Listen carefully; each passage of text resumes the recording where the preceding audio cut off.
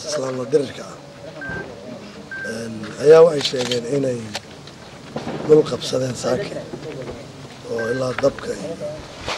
maaragtay dhulkaas oo dhan ay qabsadeen marka waxaan shirkan jaraad macnihiisu uu yahay waa inaad aragtaan horta goobta aan hadda shirka ku hayno oo ah mawlci macallin nuur iyo aagoo dhanba inaan waa isbedeli jirin bal in horumar la sameeyo mooyaane runtiina waa beenta oo nimankaas uu shaydaan dheer afhayeenka u yahay beenta ay ku qaldaan ummadda oo ay mar kasta u sheegaan ayay ka mid tahay marka waxaan leenahay horta islaamiyiin baad haddaad islaamiyiintiin ilaahay uga baqa beenta aad sheegaysaa sidoo kale sheekh yuusuf maxamed siyaadin bacde wuxuu eeday dusha kaga tuuray ra'iisul wasaaraha dowladda ku-meelgaarka ee Soomaaliya Umar Cabdirashiid Cali Sharmaake wuxuu sheegay inuu mas'uul ka yahay in ciidamada dowladda ku-meelgaarka ee Soomaaliya laga soo qabsado dhul fara badan ay ku sugnaayeen asagoo taa ku micneeyay in ra'iisul wasaaruhu uu diiday wasaaradii militari waxaa horta ka mas-uula tayaxumada ciidanka xukuumadda weyn cabdirashiid mas-uulka u yahay xukuumadda ka yahay ayagaa mushaarkooda lunsaday ayagaa lunsaday hubka ay ku diriir lahaayeen daawadii lagu daaweyn lahaa ayagaa meel ku xirto way ku dhacday yacni marka askartu mas-uul kama ahan arrintaas waxaa ka mas-uula xukuumadda aan ka tirsanahay oo in cabdirashiid ra-iisul wasaare oo madax u yahay khaasatan ra-iisul wasaaraha mas-uulka ah ciidanka meesha ka soo baxayna waaba idiin sheegay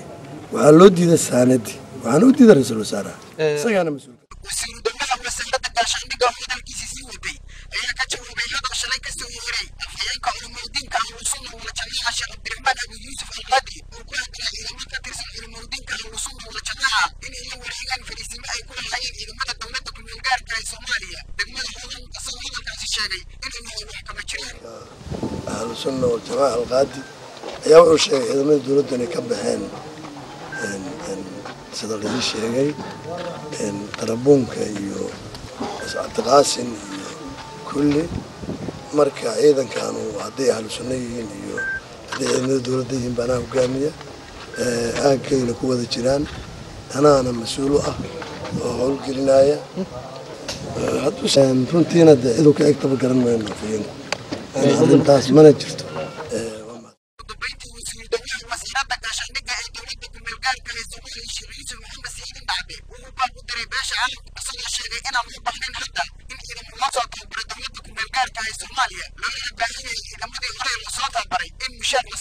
ciidamo dambe oo la tababaro looma baahno ciidamo dambe oo la tababaro looma baahno ciidamada dambe oo la tababaro waxaa loo soo tababaraa shabaab iyo xisbi islaam waana awood ayaga lagu kordhinayo beesha caalamka waxaan u sheegaa Soomaaliya ciidamo dambe loo tababaro inta loo kaadiyo kuwa jooga ha la tayeeyo mushaar ha heleen hub ha heleen gaadiid ha heleen ayaga maaragtay kuwii hore lasoo tababaray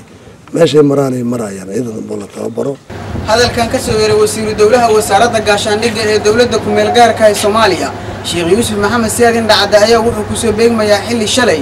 iyo maanta ay dagaallo culus u dhaxeeyay ciidamada dowladda ku-meelgaarka ee Soomaaliya oo taageero ka helaya ciidamada AMISOM iyo kooxaha ka soo horjeeda dowladda ku-meelgaarka ee Soomaaliya ay ka dhacayeen qaybo ka mid ah oo magaalada Muqdisho. Xasan Xirsi Rooble, warbaahinta dhacdooyinka magaalada Muqdisho.